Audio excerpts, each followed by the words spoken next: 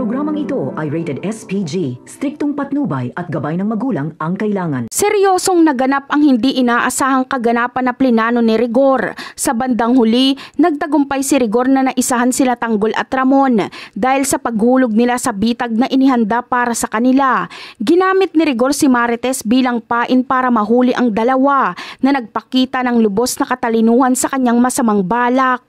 Pagdating nila Tanggol at Ramon sa bahay ni Rigor kung nasaan si Marites, agad na isinagawa ni Rigor ang matagal nang inihandang plano. Agad-agad ay bumulusok ang sunod-sunod na putok ng baril mula kay Rigor at sa kanyang mga kasamahang pulis na nakasuot ng sibilyan.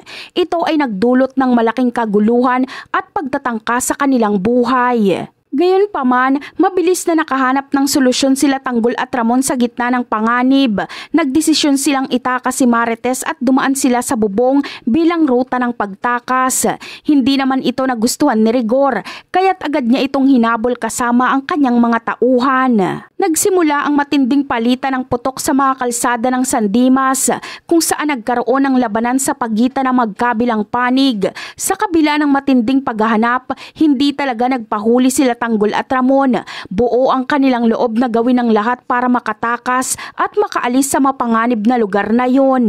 Handa sila Tanggol at Ramon na harapin ang lahat ng pagsubok dahil alam nilang kailangan nilang gumawa ng paraan. Higit pa rito, handa sila Tanggol at Ramon na gawin ang lahat ng nararapat para pagbayarin si Rigor sa kanyang mga ginawa at tuluyan itong tapusin kapag nagkataon. At yan ang aabangan natin. Bye!